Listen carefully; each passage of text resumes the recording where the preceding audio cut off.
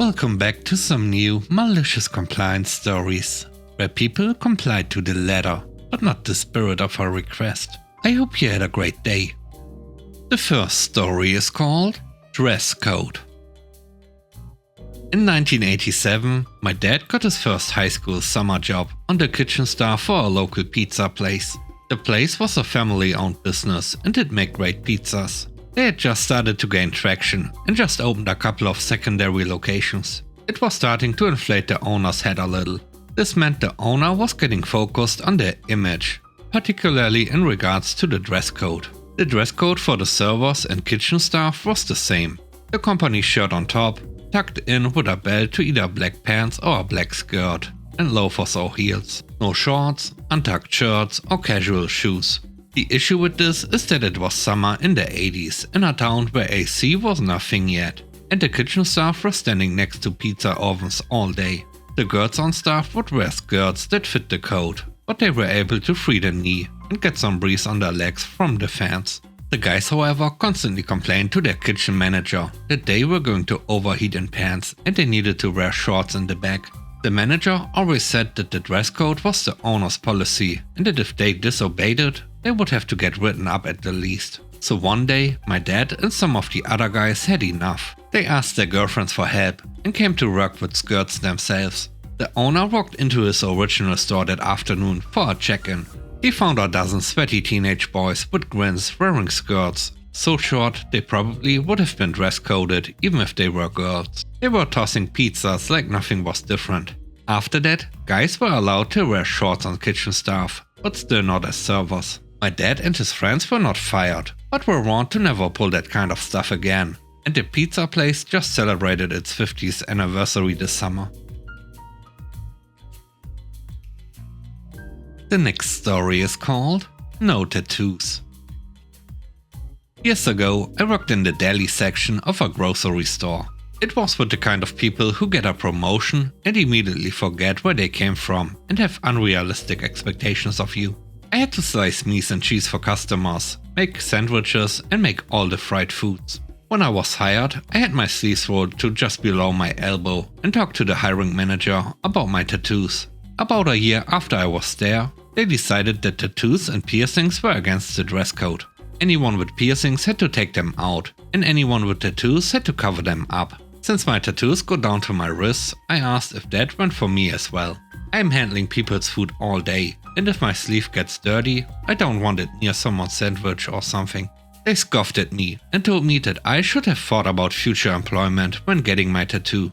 I figured I can't break the rules, so I won't.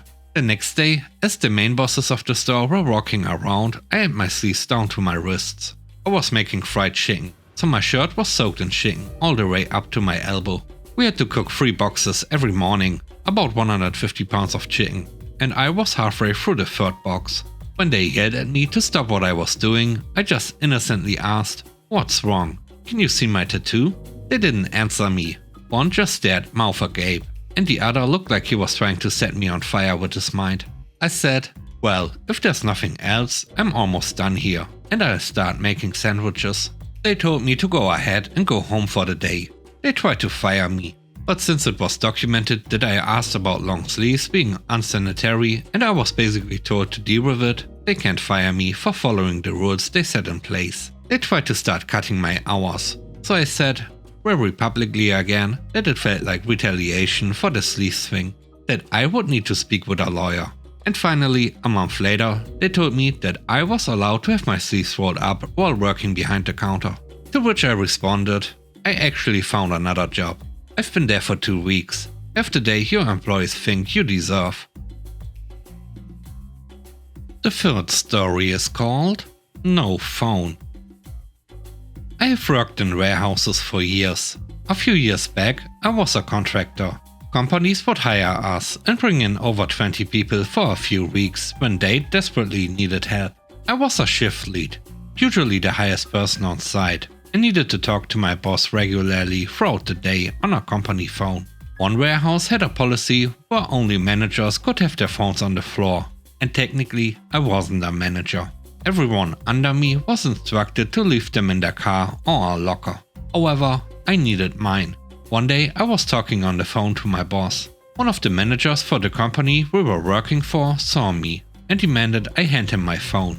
I refused. He then threatened to kick me out, so I rounded up all my workers and said we are taking a break.